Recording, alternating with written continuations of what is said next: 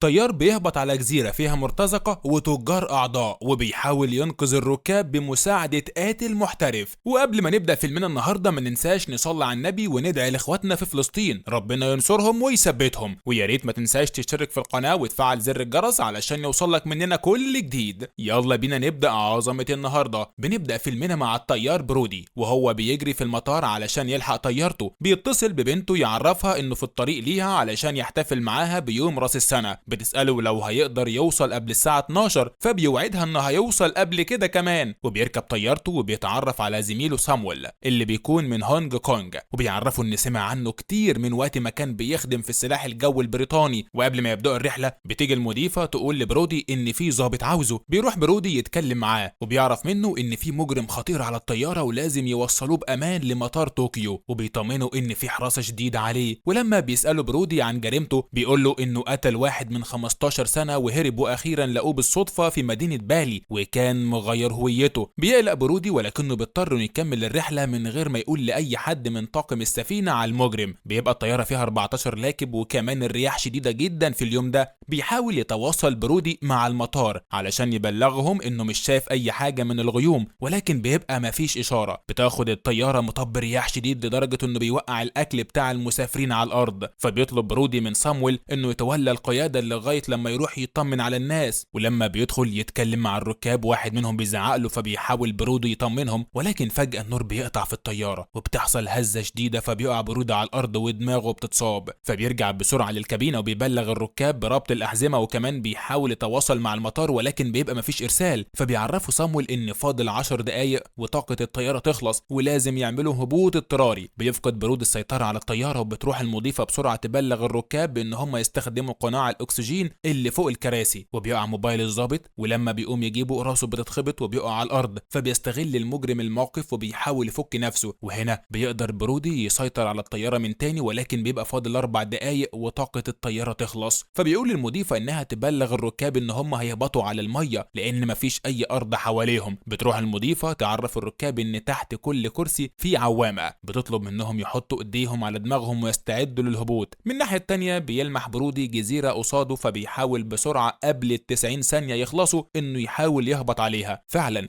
بيقدر يهبط بسلام على أرض الجزيرة، ولكن فجأة بيلاقي شرارة كهرباء في الكابينة. بيروح بسرعة يبلغ الركاب بالنزول من الطيارة، وبتبلغ المضيفة برودي إن في 2 ماتوا أثناء الهبوط. في نفس الوقت من الناحية التانية إدارة المطار بتعرف إن في طيارة مفقودة في غرب الفلبين واتقطعت عنهم كل وسائل الاتصال. وعند الطيارة بتبقى المضيفة بتحاول تعالج المصابين وبتسأل برودي عن المجرم وإزاي هيتعاملوا معاه. فبيعرفها إن أول مرة يتحط في الموقف ده بيطلب منها تراقبه كويس جدا. وبعدها بيتكلم برودي مع الركاب وبيعرفهم ان البرق صعق الطياره وقطع عنهم كل وسائل الاتصال، وبيحاول يطمنهم ويطلب منهم ان هم يتعاونوا معاه علشان يعدوا الازمه بسلام. بيعرفهم انه هيدخل يجيب لهم الاكل وادواتهم من الطياره، وبيستعين جهاز مراقبه الطيارات بالخبير ديفيد اللي بيلومهم انه سمحوا للطياره انها تقلع في الجو ده، وان الفلبين مش امان خالص للركاب لانها مليانه مرتزقه وحراميه كتير. بيعرفهم ان هم لازم يخبوا اللي حصل عن الصحافه لغايه لما يلاقوا حل، والا هتحصل حاله فوضى كبيرة جدا في البلد. بنرجع تاني للطيارة وبنشوف الطيار برودي وطاقم الطيارة وبيعملوا للركاب شمسيات مضادة للحرارة لأن درجة الحرارة مرتفعة جدا، وبيعرفهم إنه هيدخل يجيب لهم الشنط والأكل، وبيطلب من الركاب أي حد معاه أكل زيادة أو واقي شمسي يشاركوا مع باقي المسافرين. بعد كده بيروح برودي يتكلم مع المجرم وبيسأله ليه ما هربش.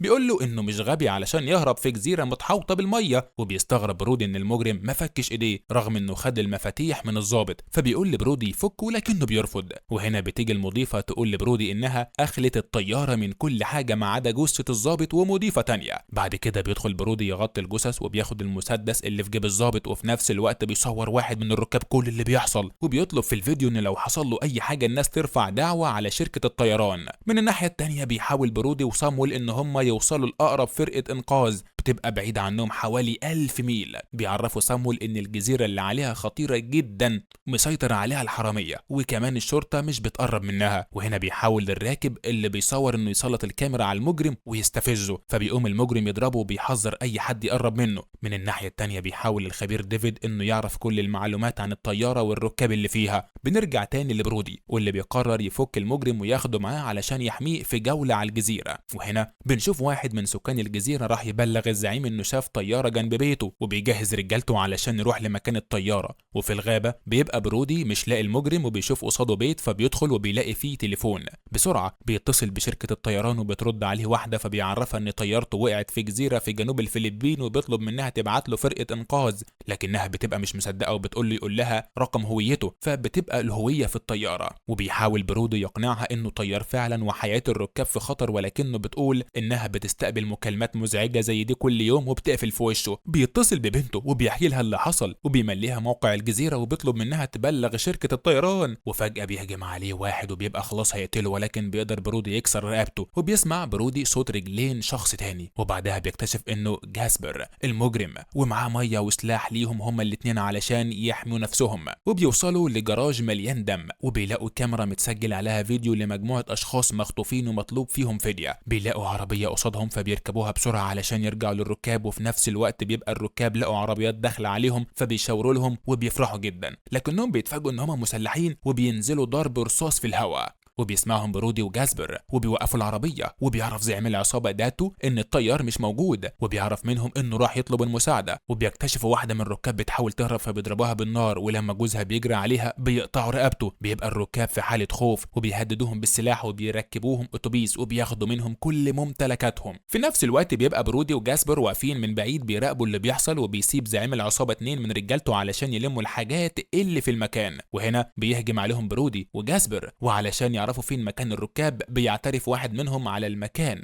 واللي بيكون جزيرة على النهر، وبعد كده بيركبهم سفينة بس ما يعرفش السفينة دي بتروح على فين. بيدخل برودي للطيارة، بيكتشف ان سامويل صلح اجهزة الاتصال وبيبعت اشارة للمطار. كمان بيكتب رسالة على تي شيرت ابيض لفريق الانقاذ، وبيروح يركب العربية مع جاسبر علشان ينقذ الركاب. من الناحية التانية بيبقى فرقة الانقاذ قدرت تحدد مكان الطيارة، وبيفكروا ان هم بعتوا للحكومة الفلبينية، لكنهم بيكتشفوا ان الجزيرة مسيطر عليها عصابة كبيرة والحكومة ما تقدرش تدخل الجزيرة. بنرجع تاني للعصابة وبنشوف ان هم بيصوروا الراكب وبيأمروا كل واحد فيهم يقول اسمه وبلده علشان يبعتوا الفيديو بتاعه للحكومة علشان يبعتوا الفيديو. بيعرفهم ان هم لو ما دفعوش الفدية هيخلصوا عليهم. بيبقى الركاب في حالة ذعر شديدة، واخيرا بتوصل فرقة الانقاذ للطيارة، ولكنهم مش بيلاقوا اي حد من الركاب غير الجثتين. بيلاقوا تي شيرت عليه اشارة كابتن برودي مكتوب عليه انه راح ينقذ الركاب، وبيفهموا ان الركاب حياتهم في خطر. وهنا بنشوف ان برودي وجاسبر وصلوا لمكان العصابة وشافوهم وهم بيجهزوا السفن لنقل الركاب. بيهجم برودي وجاسبر على 2 منهم وبيخلصوا عليهم. بيدخلوا للمكان بهدوء وبيشوفوا البيت اللي فيه الركاب وكمان الاتوبيس اللي هيتنقلوا بيه، وبياخد جاسبر مطرقة كبيرة وبيضرب بيها الشخص اللي واقف يحرس باب البيت. وهنا بيشوفهم الركاب وبيفرحوا جدا ان هم وصلوا علشان ينقذوهم. بيجي برودي يقول للركاب ان هم يلتزموا الصمت، بيشاور لجاسبر ان في حارس من ناحية البيت التاني فبيروح يخلص عليه.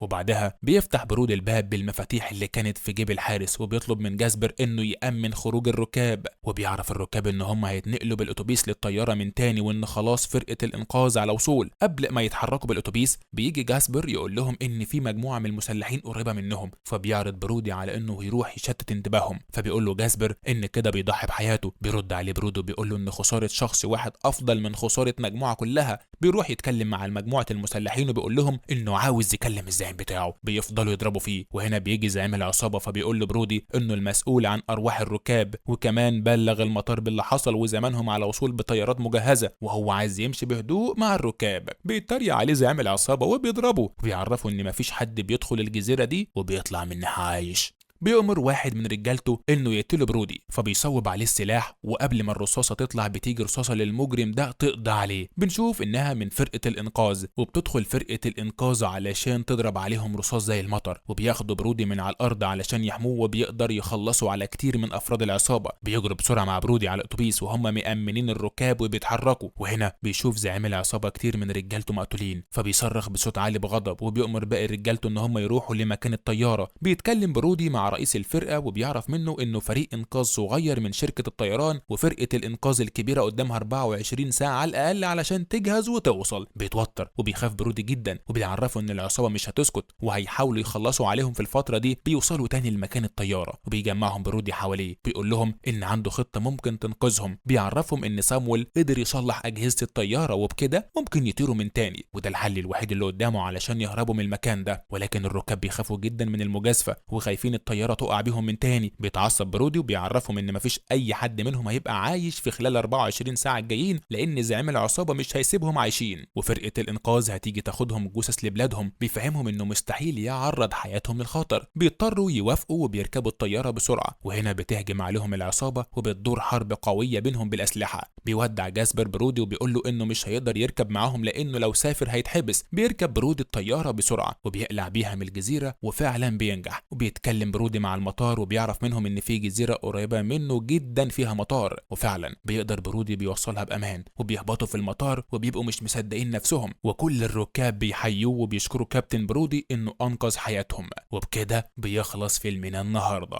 ما تنساش فولو لايك شير وتقول لنا رايك في التعليقات لو بتتابعنا على فيسبوك، وتفعل زر الجرس وتشترك في القناه لو بتتابعنا على اليوتيوب، وهتلاقي لينك بيدج تحت في الديسكريبشن. سلام.